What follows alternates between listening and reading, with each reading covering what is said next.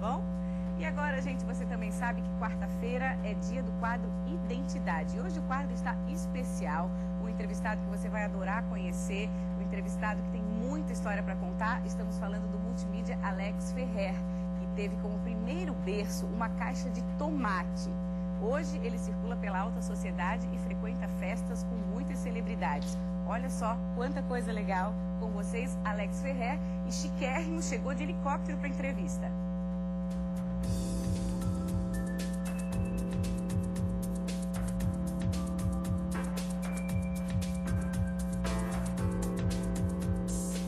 A gente vai começar conhecendo um pouco da infância de Alex Ferrer. Alex, como é que foi tua infância? Quais as principais memórias que você tem dessa época?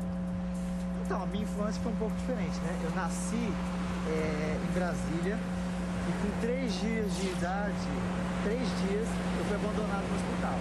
Então tem muita gente que comenta assim, eu separei aos 50 anos e tive que recomeçar a minha vida.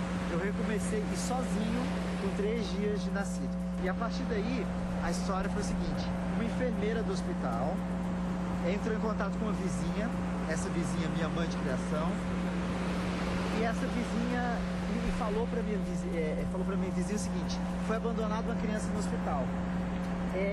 Você quer pegar para criar? Ela ficou muito dúvida, porque ela era muito pobre, morava numa favela. Ela já tinha filhos? 5. Muito pobre e já tinha 5 filhos. E ela fez uma pergunta para a enfermeira, eu posso pegar para criar, mas a criança é negra? Por quê? Porque ela era negra, mas negra assim, escura mesmo. E ela não queria pegar uma criança branca. A enfermeira enganou ela. Falou assim, olha, ele tá branquinho agora, mas pela minha experiência, ele vai escurecer com o tempo. Então pode pegar. Ela pegou, o tempo foi passando, eu fui clareando e ela não tinha como devolver. Ela fez toda uma história pra tu ires mesmo, assim. Ela foi me ajudou nessa hora, foi minha primeira aliada na vida. Eu acho que eu sou uma pessoa prestativa. E de onde vem essa prestatividade? Eu vi um vizinho lavando o carro e perguntava se podia ajudar. Eu vi o vizinho terminando cigarro e perguntava para ele se podia... De querer ser útil, assim, para as pessoas. Porque eu via também que ser útil me ajudava. Eu ia comprar, naquela época, a carne enrolada em plástico e depois no jornal, né? E eu lembro que eu sempre pedia pro açougueiro embrulhar na parte da coluna social. E isso eu tinha 6 anos de idade, não tem explicação. Ele já queria ficar por dentro das notícias sociais. E aí, como eu morava em Brasília, tinha Jornal de Brasília, aparecia de vez em quando o Globo, a Folha de São Paulo, eu decorava o nome das sociais do eixo Rio-São Paulo, igual o menino criança decora o nome de jogador de futebol. Sei. Eu já tinha, é inacreditável. E sonhava. É pra ser estudado pela NASA. E sonhava e tinha aquela ilusão sonhava toda. E tinha certeza que ia estar naquele meio, não tinha dúvida. E é tão engraçado que eu vejo que muita gente, às vezes até recomendo também, esconde o passado ou maqueia para se introduzir em certos meios. Que eu não acho errado também, tem muita gente preconceituosa. Só que eu levo isso tão ao extremo que eu acho que já é a porta de entrada. Porque ninguém tem coragem de falar, porque, por exemplo, você está lá na mesa com um milionário. Não, porque eu viajei para tal lugar, eu fiz isso, fiz aquilo, fiz aquilo. Então chegar uma pessoa, levantar bandeiras de que, eu era pobre, eu não tinha papel higiênico, eu não comia, e as pessoas aceitam e gostam. Não é justamente, Alex, essa autenticidade que cativa? Eu acho que sim, que a pessoa vê essa nobreza de falar do passado, de ver que superou. Alex, conta como é essa tua relação com o champanhe. Pelo menos as fotos que eu vejo dele, gente, sempre ele tá com uma taça de champanhe na mão. Não, se eu não tiver, as pessoas já cobram, né? Porque eu posto marca registrada. A pessoa já coloca, e o champanhe? Eu digo que champanhe é a extensão da minha mão. A taça de champanhe é a extensão do meu corpo. Mas bebe todo dia? Todo dia. E eu já disse, já tá avisado lá em casa, que no meu enterro tem que ter champanhe. Quantas garrafas, mais ou menos? Não sei, vocês se viram lá, mas tem que ter champanhe. Porque vai bastante gente. Vai bastante gente, mas assim, eu sempre digo o seguinte, o champanhe é simbólico para mim no seguinte sentido, é uma forma de você celebrar a vida. Eu sou muito disso, de quando alguém pergunta assim, você pode fazer tal coisa?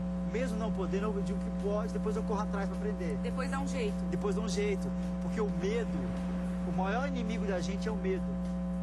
Você que está em casa assistindo, muita coisa você deixou de fazer na vida por causa do medo. Medo disso, medo daquilo.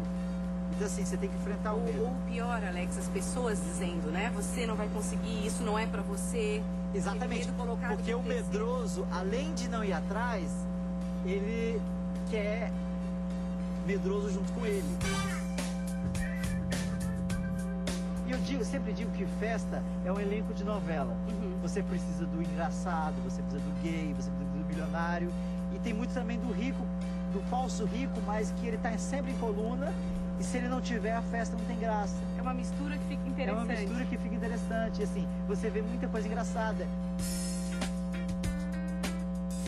Em festa existe muito caracatório da noite, que é o seguinte, eu acho que todo mundo já passou por uma situação dessa. Então, pra gente.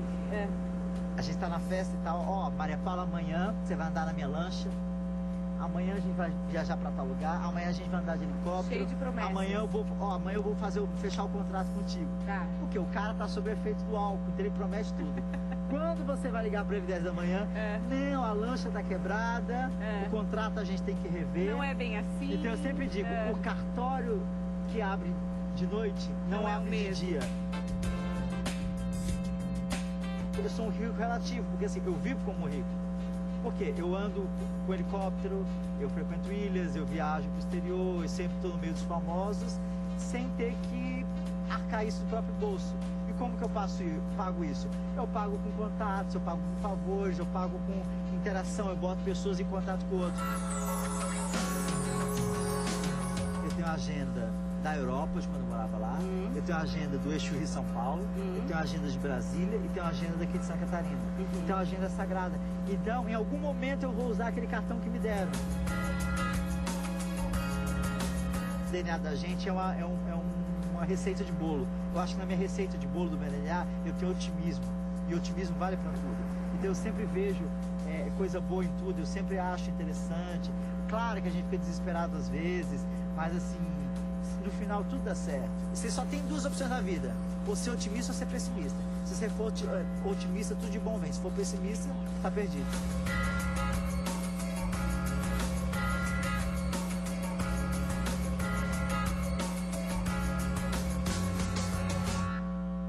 Sabe tudo esse entrevistado, hein? Um grande beijo pro Alex Ferrer, grandes ensinamentos, obrigada pela participação. Gostou, Tainá? Maria Paula, que figuraça que tu entrevistou, cara. A sinceridade dele é uma coisa que eu fiquei passada. É incrível, e ele bem engraçado, né? E ele fala tudo, olha, eu não tinha papel higiênico, mas hoje ele tá ali bebericando champanhe. Ele tem muita história pra contar, imagina, ele foi o colunista mais jovem do Brasil na época. Sim, sério? Já deu entrevista no Jô Soares como assessor de emergente, e na hora de editar a matéria a gente ficou até assim em dúvida do que colocar, porque renderia muito olha, papo. Mas ele deu assim, ó, falou e disse, né? Seja otimista, não seja pessimista, não tenha medo. Eu amei a entrevista, ficou com muito conteúdo e ele é muito assim engraçado. Adorei. Que legal, semana que vem tem mais identidade pra você.